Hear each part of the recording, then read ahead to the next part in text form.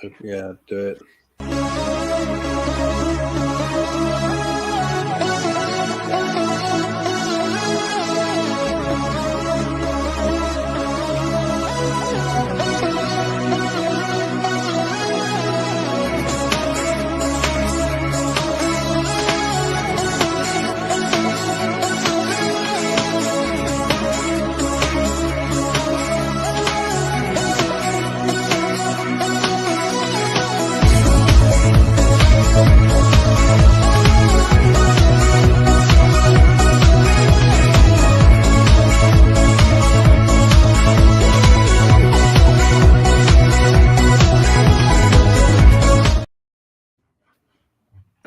And good evening, all. Welcome to another episode. Obviously, we're joined by Nick Ronald. How are you? Yes, I'm good. Struggling with cold weather, but no, all good. All good. And the surprising co-host Ashley. That's never told me she was going to be on, but okay. I did too. You just didn't write it down. You don't listen, Adam. I do listen. Anyway, for everyone that's going to tune in tonight, please do subscribe because if you haven't already, please do. Please share this and please ask questions. Yeah, we want to know what your views are on these topics and how we're doing and stuff like that. So, tonight's topic: how to turn unspoken expectations into agreements. Well, that's a mouthful. So, what comes, and I'm going straight up as it comes, what comes to your mind when you hear that statement, that question? I could start off if you want. So I think that we all, whether we consciously or if not, we all have expectations of other people. Whether it's a relationship or it's work. We expect people to behave in a certain way depending on relationships. So at work we expect our manager to expect a certain way, expect our co-workers, and relationships. If we've got a partner or a wife, we expect people to behave in a certain way. And I think there's a lot of assumptions we make where sometimes we make assumptions that people will behave in a certain way, and I think that can cause challenges where people where people don't act in the way we expect them to, and that's, I guess that's where the discussion around whether we need to move away from always expecting things to happen because it always obvious that why didn't they say that or do that? It's obvious that's what I wanted. It's that kind of way of thinking where perhaps sometimes if we haven't actually got a sort of an agreement, verbal agreement about something important, there can be conflict. But I think we all we do go through life having expectations of how people behave, what people will do, what people say, and that's but I think it's often can be making a lot of assumptions because people don't always act as you expect them to. People don't always think, unless you know someone really well. So yeah, I think there's definitely something around. Yeah, what do you want to actually don't need to add? So let's just call out what it is. It's an unspoken expectation. So if we open our mouth and we verbalize what we expect, that can change dramatically, right? But oftentimes we just think that people can read our mind or read our body language or that's dangerous. Assume what we want, right? And we all know what assume means. You make an ass out of you and me. So it's really about communication instead of leaving it unspoken. Yeah. So a couple of areas are spitting out to me on that one, and I'm going to call out the elephant in the room here. And people who are in relationships, I'm going to talk about relationships, and the wives, girlfriends, whatever you want to call them, find it say to the husband, boyfriend, whatever, it's dangerous to be in the wives' heads to try and read what they're thinking. Like, it's suicidal, if you want to call it like that. Where did that analogy come from? I'm not going to perhaps directly answer yours, but I think going back to what Ashley was saying about communication, I mean, communication is essential for everything in life. And I think that where communication isn't effective, that's where we can get these miscommunication can lead to so many. Yeah. There's a lot of classic stories, isn't it? Where like almost that where someone mishears something, misunderstands something, and tells someone else. It's like a chain effect. But yeah, miscommunication and relationships. I think I'm sure. A lot of great relationships. Communication can be a contributing factor. Where people are communicating well enough, clearly enough, and that can. So.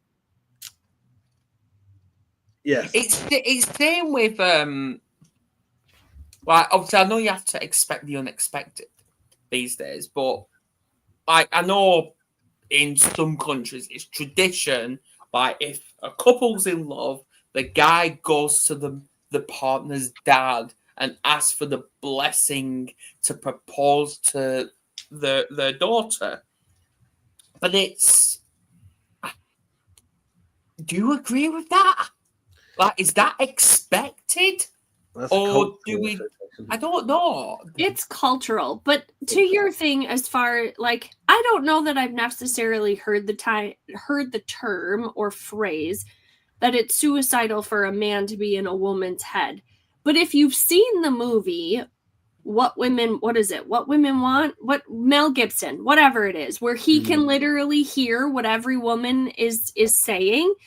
Like, at the end of the day, if men were in our heads, they would lose their minds. Like, you guys are very box thinkers, right? One box is all you keep open at one time, and you can't let that box touch another box, right? Because you're box thinkers. Women are very emotional beings. So our brains are very much like a plate of spaghetti. If you've never read the book, Men Are Like Waffles, Women Are Like Spaghetti, that's what it talks about.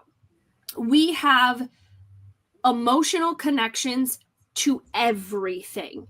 So if you say something that hurts my feelings, I connect that to an emotion. So then the next time you say something, like, it triggers something within me, and then it's like it almost is like we attach it to our worth, our value, our identity, especially if it's targeted at us, right?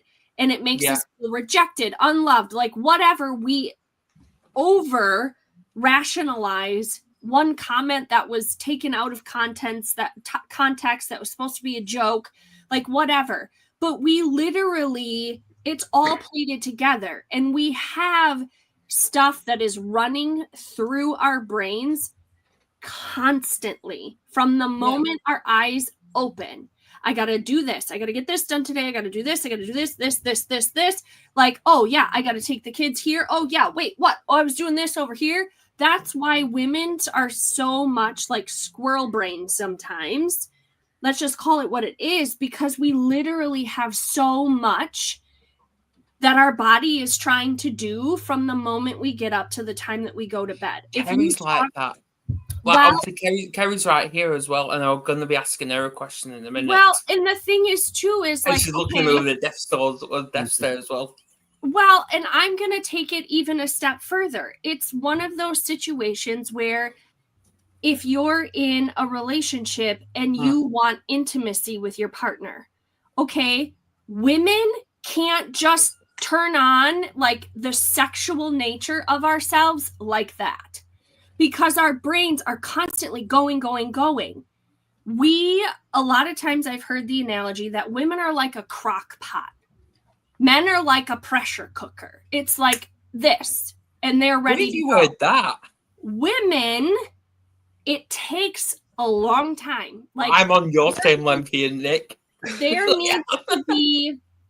needs to be love and tenderness, and like she needs to be able to decompress, especially if she's a stay-at-home mom. Like, you take care of the kids, like all of the things. Like, there's things that get deposited into a woman before she can be physically ready to be sexually intimate with a man, right? Because it's not, especially if you're in a marriage, in a marital relationship. We're not talking like a one-night stand thing, okay? Because it literally, we have so much going on in our brains. And if you're in the middle of that sexual interaction and then all of a sudden the kids knock on the door, oh hell, because then it's all blown out, right? Yeah. Because the distraction happens and then the brain is firing and then it's all of these things. That's how women operate. So yes, being in a woman's head, it's a dangerous place to be. Trust me. Carrie, let me and ask how you. often, like, Kerry, guess my husband. I'm going to ask Kerry, and then obviously I'll go to the comment and question in the comment. Yeah, I was going to say. It's good. What would happen if I try and think what you're thinking? You have done that. Yeah. Is it dangerous? It can be, but then it can also mean that we're on the same wavelength. And that comes to this comment. Can it help to check in with others if we are on the same page, or help to make it clearer? I'd really like that question because they say we should be, good communication should be listening more to people than speaking, as in if we're just talking at people, that's not very good communication. If we can be better, good at active listening, then that can really build relationships. And I agree. And those questions, like, check in to people, coaches do that when they're listening to a client. They'll say clarifying questions like, so if I understand it, is this what you mean? Can we just clarify that's what you're saying? And perhaps that so that the coach is not misunderstanding what the client's saying. And I think perhaps that's sort of something there we could all do a bit better, is sometimes listen more and properly actively listen, not just think we've listened when we've not really listened, we've switched off and we think we've listened, but also maybe clarify things when we're listening to people. Important. This is what I love about you two being on here, because we just click off each other and we just say it as it is, and that's brilliant. And this is why I believe I'm 100% against the happy wife, happy life. I am completely against that, because I believe if that is in society today, which it is, that is degrading the guy's expectations to be loved and to be valued. And I know Ashley's going to call me out on that one. Well, no, it is, again, when you enter into a marriage, it is 100% both parties. It isn't a 50-50. And I think that if there is a day that the wife is, say she can only give 80%, the husband picks up the additional 20, right? If the husband can only give 50%, then the wife picks up the additional. Because in reality, we take that on with one another, right? We are one. So where one is weak, the other is stronger. And that's how we can, I hate the word balance, but that's essentially how we balance each other out. Because there's days where my husband and I are both showing up 100% and we're rocking stuff, right? And then there's days where one of us is off kilter and the other one is like picking the weight, if you will, because the other one can't or isn't feeling well or whatever that the case may be, right? But that's what makes our marriage continue to stay in flow and to operate. But again, it boils down to that communication. Because yes, men need respect. That's what it is, Adam. It's not it's love too, but it's respect. Women need the affection, the love, the tenderness, the additional support, but she also needs the strength of the man to be able to lead their home. And maybe it isn't even necessarily leading their home in like a, authoritative way, but it's like it's leading. Where are we going? What decisions are we making as a family unit? As a unit, yeah. Yes, because it is a unit. And there needs to be equal respect and love given to both. Not an authoritative, I'm the head of this house, you're going to listen to me, you're going to do what I say. Like, again, you're operating as a team. So I think it's a happy home. That's the key to strive for. Happy house, happy spouse. Well, that goes to both, but it isn't just the spouses either. It's also the kids. Like if there's chaos and all that stuff ensuing behind the scenes, like what's going on in this relationship, that's trickling downstream. Yes. I totally agree. So, yes, Kerry. I'm just getting a death stare here, but it's all right. Anything else I want to talk about? So I guess there's something around. All right, and then the second one, obviously, the expectations, like in the relationship, the in-laws, whether it's from the guys or like the partner's parents, they have to influence their part in that relationship. I don't agree with it. Like, I see both parts in it. I see they're getting involved for the protection and the kid because they care, but then boundaries come into place. Then doesn't it? Where it's like, okay, you're invading it too much. Back off. Like, there's been many times when Kerry's mum has come into our house and she tried putting her touch into our house, and I basically told her to leave. Okay, so I know you don't necessarily like have a faith, you don't read the Bible, whatever, Adam, but I'm going to, okay, so listen to me on this phrase. When a man leaves, he cleaves to his wife. In-laws, no more. They do not get access to the relationship as far as their input. They don't get a say in how you raise your children, anything. You leave and you cleave. You become one with your wife. Period. In-laws, out. Because your immediate family becomes your wife and your children. Your wife is your life. In-laws are an extension, and that is it. So that is where, like you said, it is the boundary. They don't get access to anything within your home unless you grant it to them. Oh, yeah, I know. But that's where boundaries have to be put in place, because that is biblical. You leave and you cleave, period. And I have made, like, it isn't up to me to chase your after. Situation, Ashley. It isn't up to me to chase after relationship with my parents anymore. No, because I'm no longer in their home.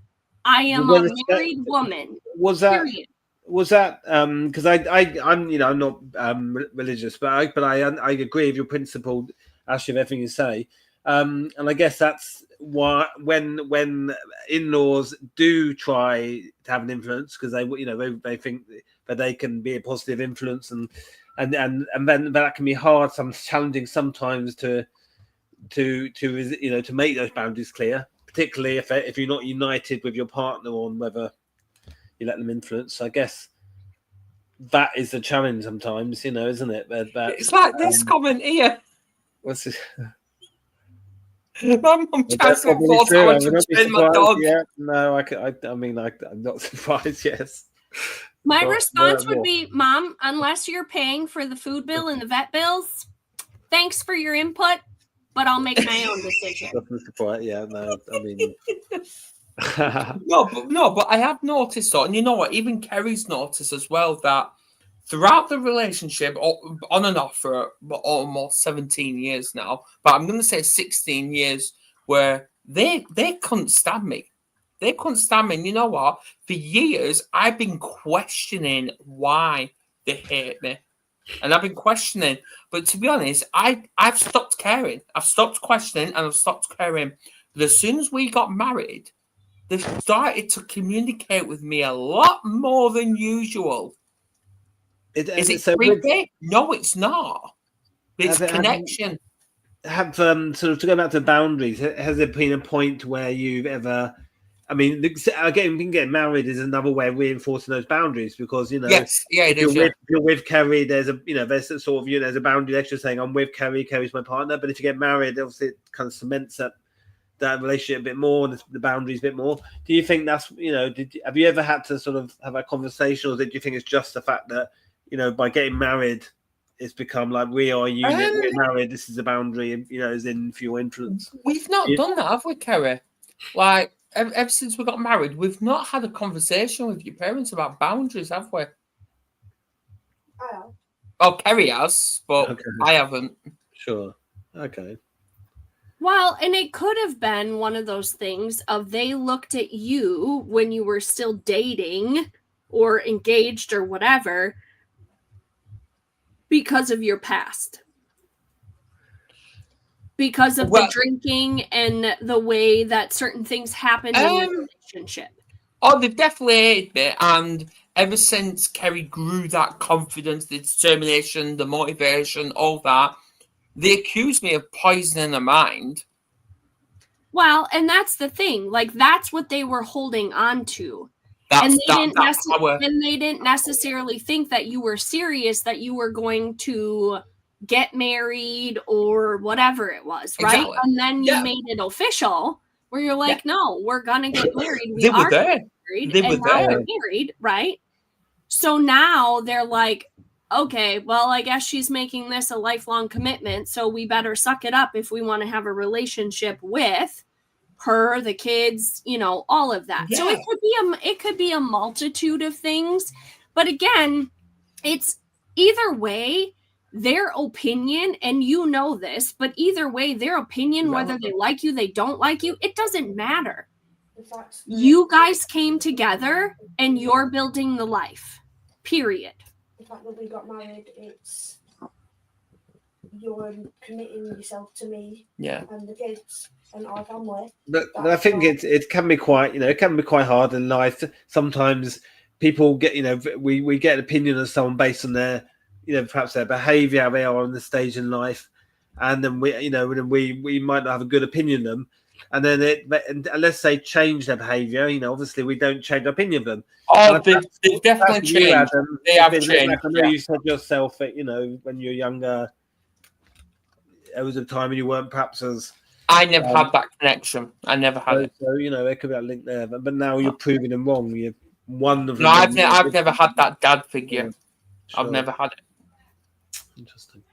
No, and to be honest, I don't care that I don't have a dad figure. I don't, because I'm learning. Well, now I'm learning what not to do as a dad.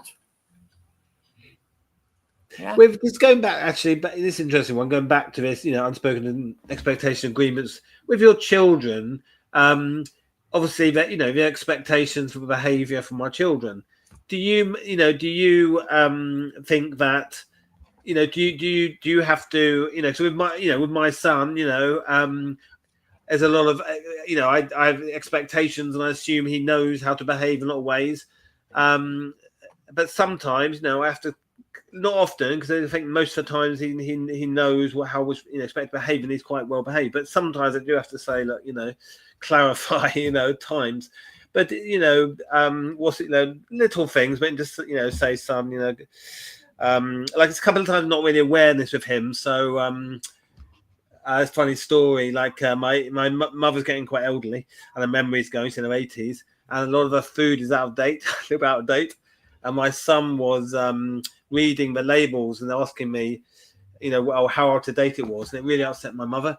And it was it was a bit inappropriate for my son to do that, but it wasn't. He was deliberately, you doing it horrible. He just didn't, have the awareness of him, and I guess, you could say in that situation, like the expectation is you wouldn't read out the labels because it embarrassed the person and make make her feel bad, which did my mother. But of course, he's too young to be aware of that.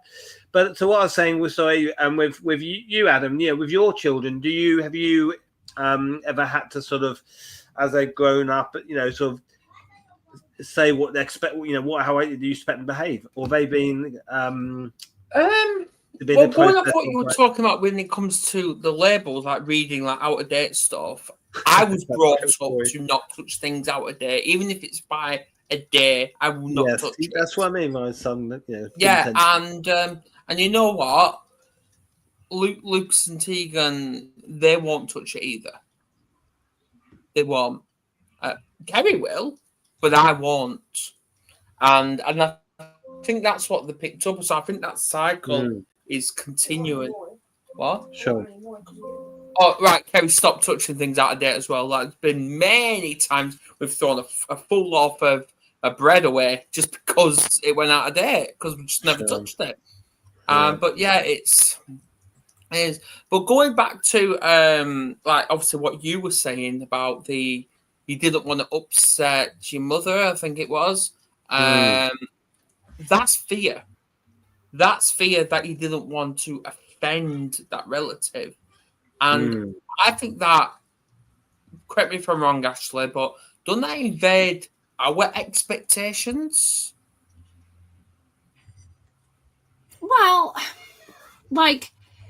so not wanting to necessarily upset somebody, it's more of a bringing awareness. Like, hey, Mom, we're noticing that you've got some stuff out of date. We don't want you to get sick, right? How about we check the refrigerator, or we check, the food for you to make sure that it's okay, so you don't end up with, poisoning of some sort, right?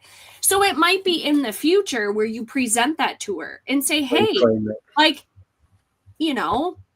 he can check stuff for you, or, just setting that expectation. But even for my kids, it sometimes drives me absolutely crazy, because they will very much be like, well, how much did that cost? Sure. It doesn't matter. It's none of your business, right? Yeah, but it's also one of these things where, if I'm going to buy $1,000 in groceries and then they're going to turn around and say, hey, can we get takeout? Yeah. No, I just bought $1,000 in groceries. You're going to shut your pie hole and you're going to eat the food that's in the refrigerator. It's setting that expectation, as silly as it sounds. Yeah. But kids have this innate ability to be very honest and no filter. Yes, I agree. No filter at all. So I don't know. That's how I look at my children, but I also have a very clear expectation. Like, I want you to clean up your room. And you know how many times I have to ask that? I should record it and just put it on repeat all day. Yeah. Clean your room, clean your room, clean your room. Yeah. Hey, there's dishes in the sink. Hey, the garbage is overflowing. So it's expectations that are voiced. We're broken record player. Yes. But it's also, even before we enter a public space, before we say go out to eat as a family, I look at my children and I say to them, remember where you're going right now. We are entering a public space. If you're not going to behave when we're walking in here, or you're going to ask for this, or you're going to ask for that, and you're going to act ridiculous, we will leave, period. And I think our children, the way we view them in a public space, we see them as they're rowdy, they're disruptive, turn around, do this, do that. But then when other people come to the table and they're like, your kids are so well behaved, great for you, congratulations on such a big family, they were so great. And I'm like, I look at my children as these little hellions, and everybody else sees them as something completely different. Yeah. Because I have an expectation. I like that you said how they know what's expected, but you give them a little reminder. Like, I know you know this, but just to remind you. No, I have to ask this question. I really do, because they've really brought it to like someone just put. I don't know if they was joking or being hypothetical, but they put grammar. Why do you always read the labels on dairy products but never the red wine? I just see that, yeah. Very funny. That is cherry on the cake. That question is. Or milk gets the smell test even if it's in date. I don't drink milk. I don't have milk. I very much like, depending on what it is, I will look at the date. But if I'm like, well, I haven't opened this yet, that's more of a suggested date. I will use it. Like, if I know that it's still closed, but if I open it and I smell it or taste a little bit of it and I'm like, nope, we're going to throw that away. But like, if it's, say it's vegetables or it's food, food that's already cooked or something like that, I let it go maybe a week and I'm like, nope, or I examine it beforehand. But if it's like a condiment or something like that, I very much, I give a little leeway. A little bit of flexibility. Definitely. So, it's just suggested. So let's divert with this area and let's look at our mental well-being when it comes to this and our self-care, because we have high expectations for ourselves, don't we? Where we tend to neglect our needs to people please. What do you think? Yeah, I think Actually, give a minute.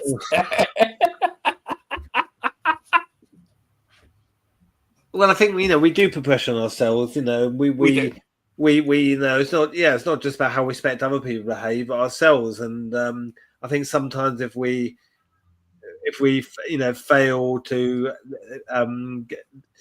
expect an example, say. I don't know. For me, say a work. I don't know. Say for a workplace in that situation. If you're in a job and you have to, it's really important to, I don't know, do a presentation and you don't give it. You feel given a bad one is you may, and there's an impact to that. You may be disappointed in yourself and you didn't get up to expectations. You should have done a better job. I think there's sometimes we put expectations on ourselves, standards, expectations. And if we feel we've not lived up to those expectations, we can be quite judgmental to ourselves. It's not always just. I think life isn't always about just judging other people or expecting things other people, putting standards on other people. We put all the same stuff on ourselves as much as, isn't it? Well, that's exactly. Small part of me is that because I'm working on myself a lot and this is exactly what I shared in Alcoholics Anonymous meeting this morning, where the fact that normally when it comes to our eldest, Lucas, for example, when he's bitching and whining in the morning and stuff like that, I will stand there and have a full-blown argument with him. I'll call him out on it. But this morning, he was throwing his usual self at me, and I just walked away. Because I didn't want any part of that. And did you feel? No, he didn't like it. But did you like it? I mean, did you feel better being able to walk away? I felt a lot better. So that was quite, I felt a lot better. Yeah. Maybe there's and I think I've got a little Kerry voice in my head saying, "Pick your fights, arsehole." And yeah. Well, I suppose, I mean, I suppose we're not, I mean, I suppose there's, it's good to have standards, and obviously, but when we're all fallible, no one's perfect, ourselves or other people. So, but we learn by making mistakes, and that's part of being human. We're not, it's only as long as intention is there. So I think. But it's interesting, because obviously, perhaps, a lot of those times, I'm the same. Sometimes we think, no, we're going to stand our ground. I'm right, I'm going to drive this point home, get my point across, because I know I'm right. But sometimes that may be true, but sometimes it's just better to walk away and not so try and prove the point. Try and sometimes is it worth? Yeah. So what sort of situations have you, I don't know, got into or put yourself into that you thought this is against what I expect? Well, I think family is always a sensitive one, isn't it? Not just talking about my son, but siblings, disagreement with siblings, it can always be sensitive, and there's been times where I've, it's escalated because I thought, no, I'm right, and it's important I win this argument. It's important I get my point across. I have to, but actually, it's not about, sometimes it's not about. There's no winning in arguments. Sometimes it's not about winning an argument. You know what I mean? It's not. That's not the. That's not actually not the point. Is it always? So I think often where you're the closer relationship, like family or thing, that's where the most emotion is. That's always where the more challenge, isn't it? The more emotion, the more. I would piggyback off of like family. I get very anxious when I need to go into specific family gatherings. So for my betterment of my mental health and my physical health, I have learned to set a boundary and no longer put myself in those scenarios. That to me is my own self-care, right? Because one, I'm setting the boundary, but two, it's like, no, I don't need to put myself into this toxic environment. I don't need to subject my children to this toxic environment. And I don't need to put myself in an anxious position just to fit in and people please and make sure that I'm not, feeling guilty for not attending and all of the spirally negative drama, if you will. So I set the expectation for myself of if somebody asks me to attend something, it's a nope, I'm not available. Nope, I'm not going to make it, right? Because I'm done. I'm going to be 39 next week. I'm reaching and have reached the point in my life where I just don't give a shit what you think. I don't care if you want me to be there. You know what? My phone works and my door is open. If you want a relationship with me, I'm done chasing. I have enough chaos and crazy in my own life, building businesses, raising kids, and all of the things. I don't need to chase after something that's here today, gone tomorrow. I don't need your opinion. I don't need to know what you think. You don't pay my bills. You don't take care of my children. No, I'm done with it. And it's setting that expectation for myself. Now, do I get sometimes down on myself if I've faltered or let somebody cross that boundary? Yeah, sometimes I do. I really should have said that, right? And then I have regrets in my head. But one of these days, it may just very well slip out of my mouth when somebody says to me, you can call every once in a while. Something may just come out one day that is not very nice, if you will. But it's one of those things I have my own shit to deal with. I don't need to take on the shit of everybody else. I just don't. Yeah. Oh, I like this one. Hang on. How many years are you planning on being 39? As long as I possibly can. I said it. She's not really 39, ladies and gentlemen. She's not. I will be, but hey, at my event in Arizona, I got told that I don't look a day over 24. Oh, wow. See, that as a compliment. Yeah, I did take that as a compliment. I was like, well, thanks. When I first got with Kerry, and this is just off topic briefly, the way I looked, and I was about 18 years old, I looked early 30s.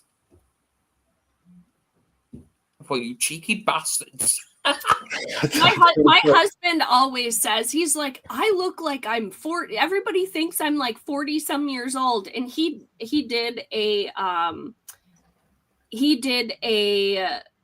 class at our church, and he was the one in the room that was married the longest out of like men that were in their 40s, 50s. Like, he was married the longest. Right. Yeah. Interesting. So you're both your situations. I'm going to straight as it comes, and this to everyone in the comments as well. When did you finally agree to your expectations and saying, you know what, fuck off, I'm not going to keep doing what you say. If you want to pick up the phone, you've got my number, you do it yourself. Yeah, because at the end of the day, yeah, like I've said it now, I've got over 1,000 Facebook friends, and I always, like, I used to do all the reaching out, and now I don't. Now I don't reach out because at the end of the day, none of them clearly value me, and I don't care. I don't care. I speak to people that want to speak to me. It works both ways. It does. Well, and the thing is too, like, okay, out of those 1,000 people, how many are acquaintances and how many are true friends? Yeah, genuine, proper. Exactly. Like, exactly. I've got 3,500 followers on Facebook. How many do I truly talk to? Who knows? Like, you want to follow my content and you want to interact? Fine, interact. But I might not necessarily interact with your stuff. And if I don't agree with it, I may just very well snooze you. You can stay on as a follower, but I may hit that snooze button because I don't agree with your viewpoint. I mean, that's the whole thing of social media. Okay. Before social media, we only had people we met in real life. We had a real relationship with. Now, you know, it's the more people you have known social media, is almost like seeing, you know, it's a good thing. Look, you know, I've got 5,000 connections, 10,000 friends. But actually, yeah, you probably haven't met half of them, 90% of them.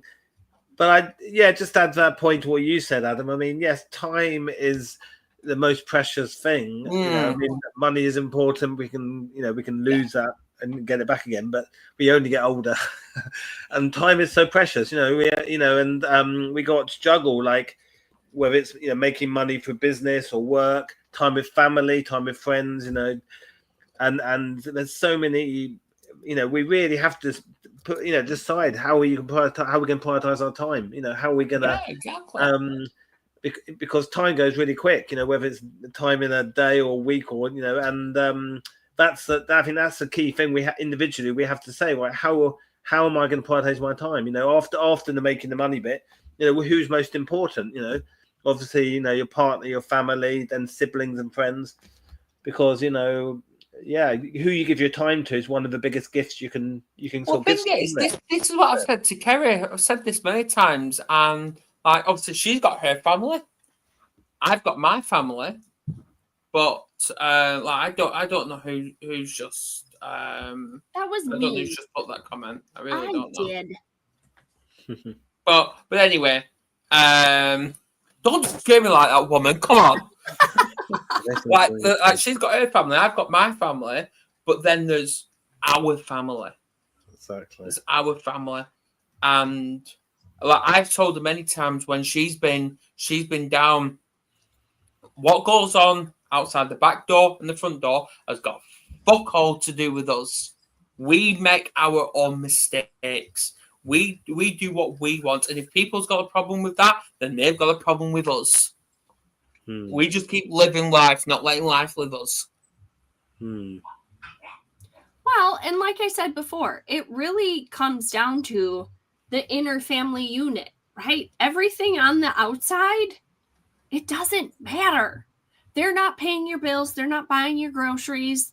They're not taking care of your kids. Exactly. Like, maybe they babysit once in a while. Okay, great. I don't see it as babysitting.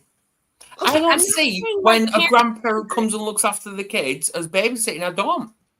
Well, I mean, in their eyes, view on that one. But either way, like, if they're coming in to spend time with the kids, that doesn't give them the end all be all to then have their nose in your business. Like, yes. You're invited in here yes, to do us a service, but yes, it's also to spend time with your grandkids. Yeah. And if you can't just spend time with your grandkids, then you can shoo. You don't need to spend time with them ever again then, if you're going to stick your nose where it doesn't belong. And that sounds very terrible, but it's the truth. Can these discussions with clients in tougher times, or just as the same discuss these things, help for clients? I think it's a bit of both. Yeah, I think it's definitely a bit of both, mate. I think it's it's not just the tougher times. It's absolutely, yeah. The things, and I believe. Well, I believe like doing, because I've had therapy myself, years of it. Sure. But I've also coached people as well, and I believe when you're trying to help someone, you have to bring their vulnerable side out. You have to be tough with them because it gets them thinking about these tough times, and the only way they can heal is talking about that and learn the lesson from it, because in the day they can't change what's happened before, but they can change the reaction now. Well, and it isn't even, it's challenging the thought process, but I have the philosophy of, I'm just the facilitator. I will give you the tools, but if you're not willing to be vulnerable and you're not willing to do the work that it takes to heal from that, then we can't work together. Life's about getting out your comfort zone, guys. Because you have to be willing to let the crap out, right? So then you can challenge the thoughts, you can go through the mindsets, you can go through the healing, and you can come out on the other side. Because there's so much crap that all of us have dealt with. Some maybe a little more than others. Okay. But that doesn't make the story any less valuable to your healing, right? Maybe you're attaching some trauma to yourself from a paper cut when you were a kid, right?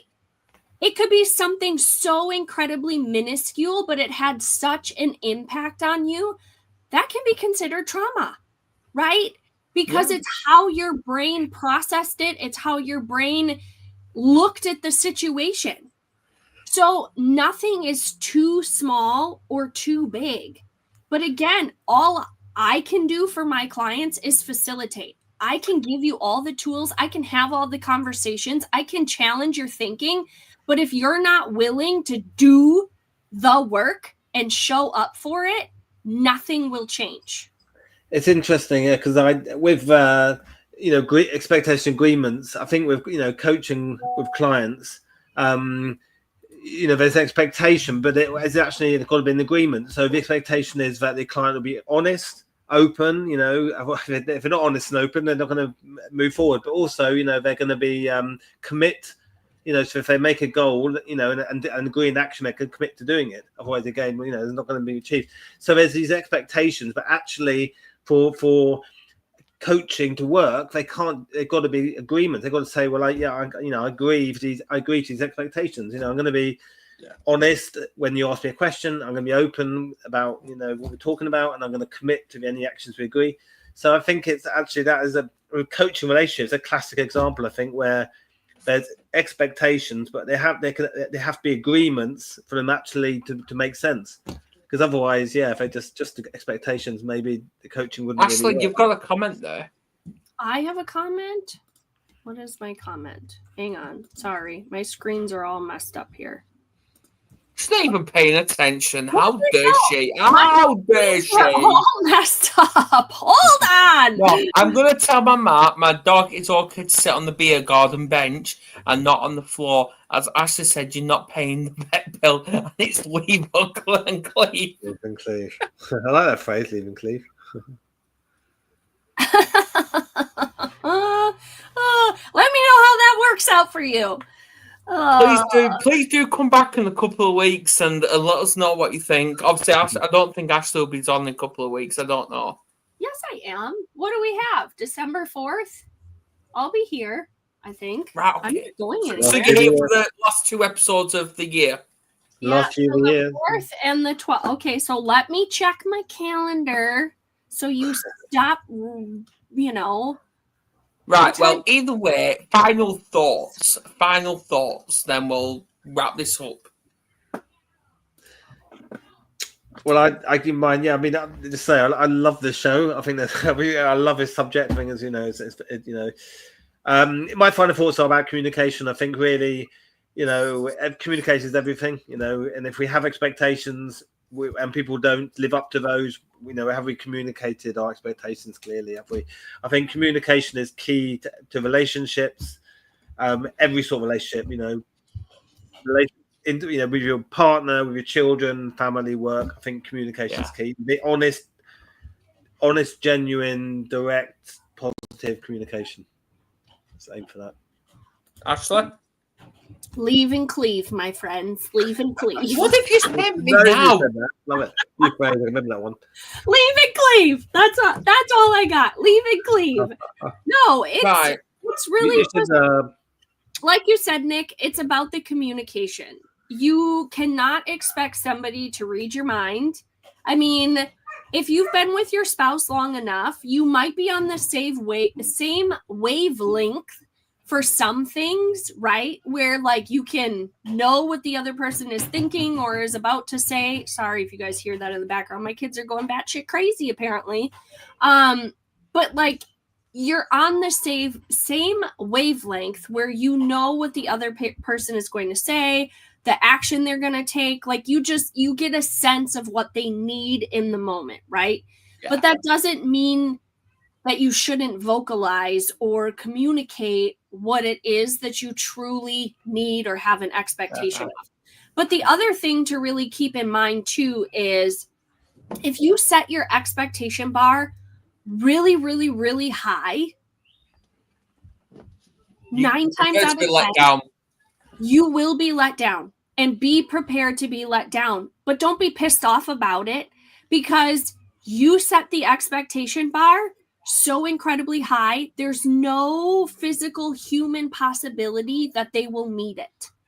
So you need to have realistic expectations, okay? Something that is achievable, that makes everybody happy. And so make sure it's realistic, okay? Like even for yourself, make sure they are realistic expectations.